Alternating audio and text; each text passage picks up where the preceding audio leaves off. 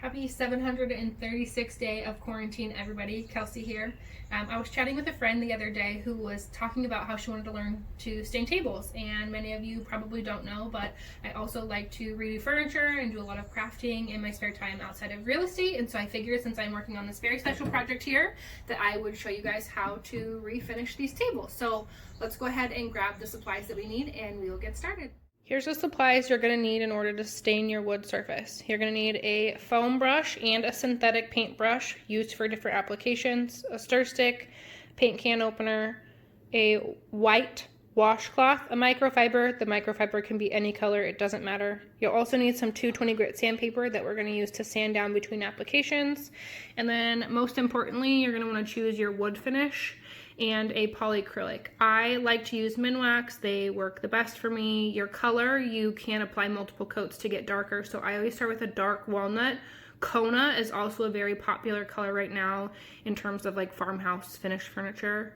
And then the polyacrylic is going to help to repel water, and it's going to be a protective finish in case you want to put glasses, cups, whatever on the table itself. So here's everything that you're going to need, and let's go ahead and get started. So your first step is going to be to sand down the table. It doesn't have to be perfect, guys. You just want to make sure that you're getting off any clear coating or previous color that you no longer want to see.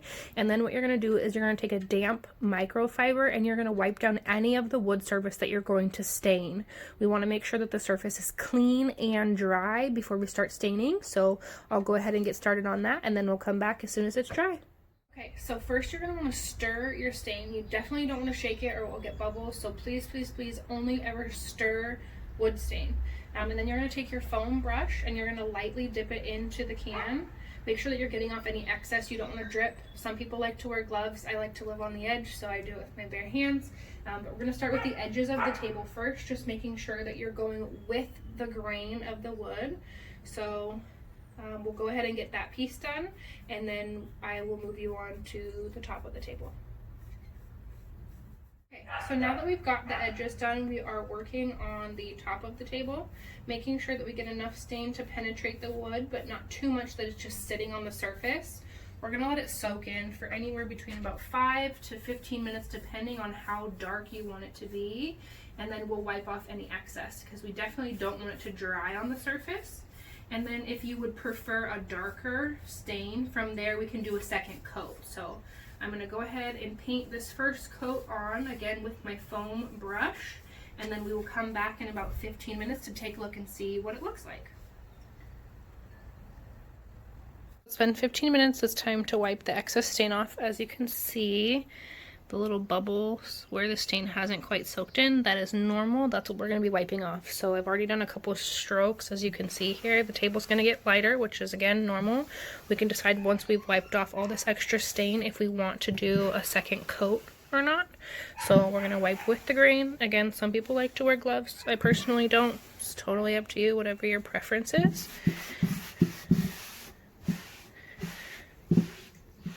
And I think I will probably do a second coat here, so I'm going to have to wait about 4 hours for this to fully dry before I do a second coat, and then I will come back once that's completed.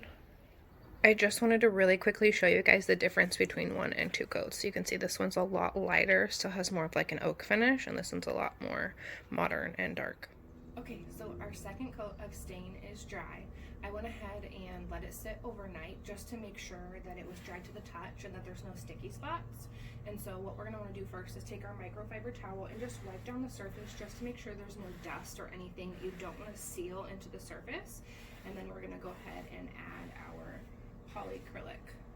So we're using our synthetic brush at this point, and just like with stain, you want to make sure that you never shake this. You only want to stir this. It's a very milky substance, but don't worry, it dries clear. Our goal with this one is going to be, again, to go with the grain, but to add as thin of a coat as possible, because we're actually going to go ahead and do 3 coats. So I will go ahead and get this one done, and then I will check back in with you.